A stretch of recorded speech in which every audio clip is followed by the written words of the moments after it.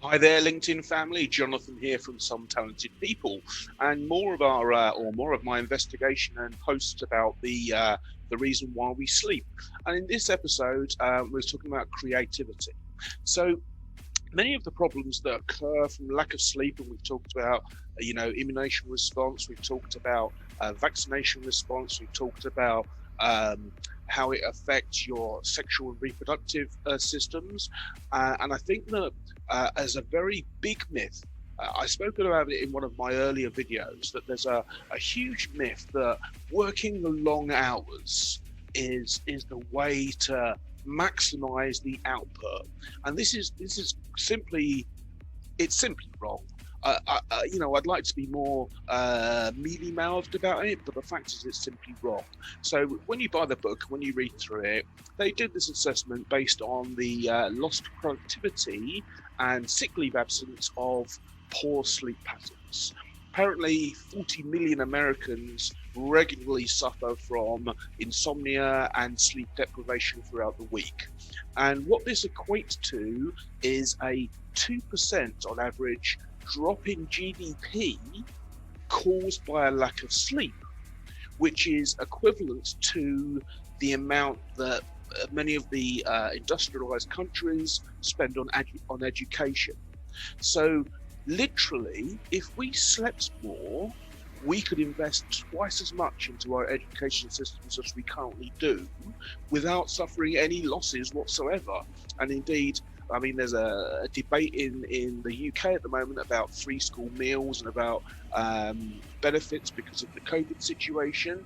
And I would imagine actually that many of us are having broken sleep patterns because the line between work and home has been considerably blurred. But the situation is this, that when you're underslept, what happens is that you become lethargic. You take longer to complete your tasks, even simple tasks like dressing and washing and what have you, fundamental, simple things throughout the day. And so what happens then is, because you're underslept, you need to work harder and longer to achieve the same results. Now, I've spoken about myself before. I absolutely have to make a sleep routine a religious experience almost, insofar as I've made an absolute no negotiation on the time I go to bed. And what happens when you are underslept? Yes, you have to work longer and harder to achieve the same results. I can achieve in 3 hours pretty much what it takes 5 people to achieve in 3 days.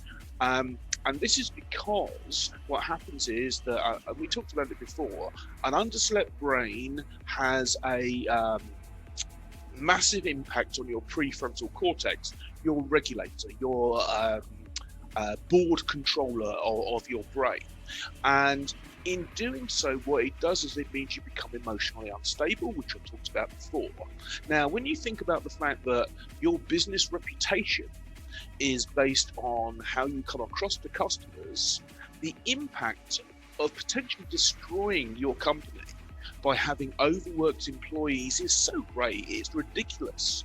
Now, also what happens with people that are underslept is that they are creatively bereft. Essentially, when your brain is tired, you can't think creativity because you're literally running on half power. And what happens in teams is that people become lazy and non-contributing. When CEOs, who typically work or sleep for very few hours, become poor at their internal communication, which means that the people that report to them have a negative experience. That then knocks onto their experience, affecting their sleep. And essentially, from top to bottom, this idea of working hard because you'll get the best is, and has been for many years, entirely redundant. However, because habits are so entrenched, we don't realize what's going on.